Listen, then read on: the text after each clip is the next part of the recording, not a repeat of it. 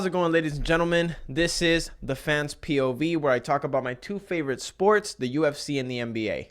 Right now, I want to talk about the results of UFC Vegas 45. Derrick Lewis sets the all-time record for knockouts in the UFC against Chris Daukaus. I want to talk about Derrick Lewis for a bit, because Derrick Lewis is one of my favorite fighters. He's so interesting, his personality is dynamic, and on top of that, he can go out there and knock anybody out. If Derrick Lewis grazes you with his glove, your lights are out. I don't care who you are. It could be Francis Ngannou, Ciryl Gane, John Jones. It doesn't matter. He can knock you out. And I kind of want to mention the heavyweight division is stacked. It's as stacked as it's ever been, right? The minute John Jones comes over, it's over. We're going to have some great fights to do. We're talking, who knows the possibilities, right? We don't know what's going to happen, but I would love to see John Jones versus Derrick Lewis. I feel like that's a dream fight for me. It's just such a different... It's such a difference in styles. I would love to see how John Jones handles Derrick Lewis. But I want to talk about Derrick Lewis and what his future is in terms of, potentially getting the belt. He had the ability to get the belt when he fought Ciryl Gane, right? That was for the number one contendership to go up against Ngannou, and he got utterly obliterated. But I want to defend him for a bit because he said I forget where it was. It might have been the post conference of the past UFC Vegas 45 where he mentioned this, but he mentioned the fact that when he fought Ciryl Gane, it was in Houston, which is his hometown, and that there was a lot of added pressure that he built up in his own head. And when you look at his performance, I could see that. It didn't look like the regular Derrick Lewis. He looked a lot more timid, right? He didn't know where to find his spots, never really capitalized on anything. So I can see that as a real possibility. Now, I'm not going to try to take anything away from Ciryl Gane. He's a great fighter, right? He won fair and square. However, Derrick Lewis saying this and admitting this, it means that there's some truth to it, right? Derrick Lewis saying, yeah, I put some added pressure on me. I'm going to take him at his word, which means what happens the next time he fights one of these top contenders? No offense to Chris Daukaus, but he got knocked out. I think everybody expected it. But what happens when Derrick Lewis goes up against the Stipes, the Ngannous, the Ciryl Ganes, the John Jones potentially?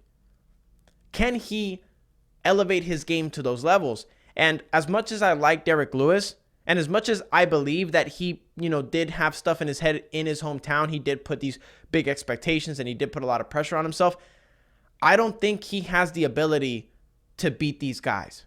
I think Derrick Lewis is the perfect example of somebody who just has amazing power. That's it. A lot of people think that about Ngannou, but Ngannou's actually a very technical fighter. He showed it on the Stipe fight, the one where he won the belt.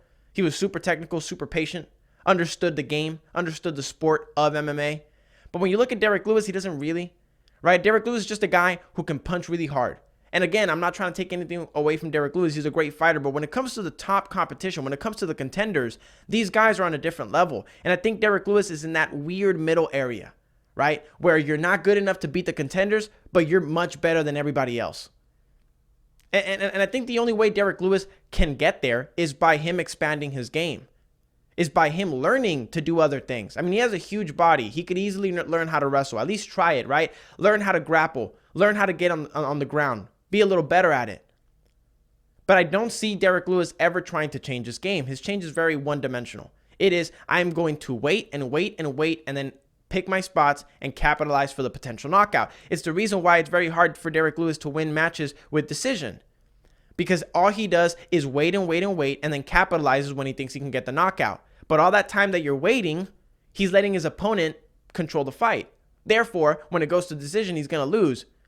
And when he fights these top guys like Stipe, like John Jones, like Ciryl Gane, we're going to see the same results.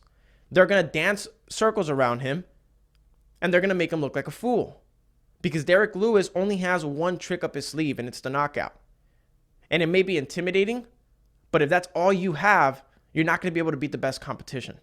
So here's hoping Derrick Lewis expands his game, puts some extra stuff in his repertoire, because I would love to see him get the belt.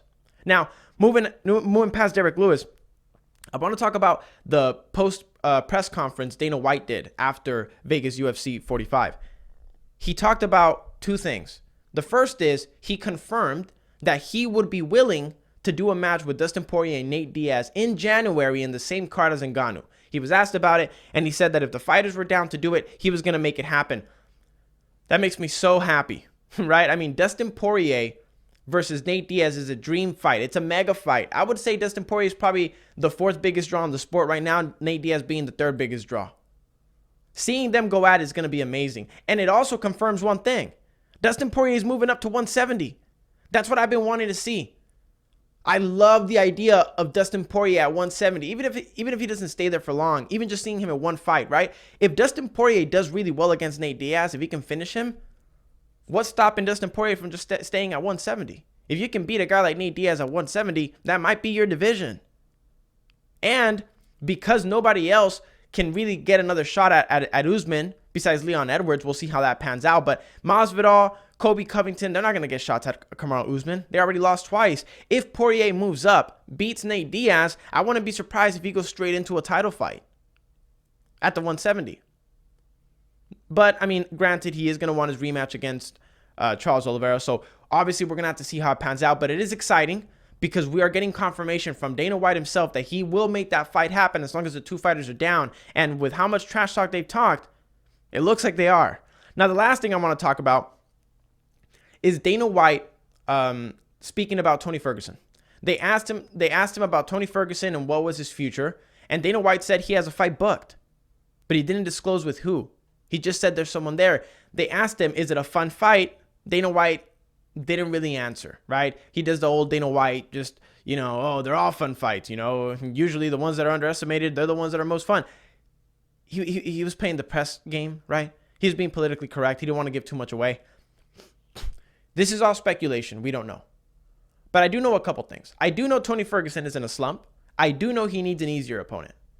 I do know Conor McGregor's coming off an injury. I do know he needs an easier opponent. Right? They both need to be put back on the map. They both need a win. It would only make sense to put them to fight each other. Right? Because granted, you'll have one loser, but you'll for sure have a winner. Right? If you put Tony Ferguson against a guy like Michael Chandler or Justin Gaethje, guys that you know are going to beat his ass, you're going to have a loser. But if you put Conor McGregor versus Tony Ferguson, they're both coming off slumps. You elevate one. You elevate one of your biggest stars in the sport. No matter what the outcome is, you elevate them. One of them is going to get elevated. One of them is going to get put right back on the map, even if it's for a short period of time. So to me, that makes sense.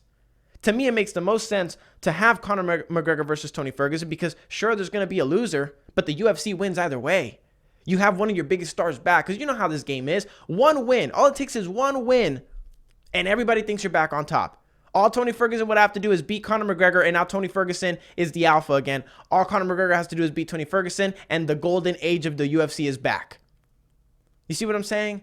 So in my opinion, that's the best fight to make because it makes the most sense. They both need easy opponents. They both need a win, and the UFC would love to have one of those stars rejuvenated again.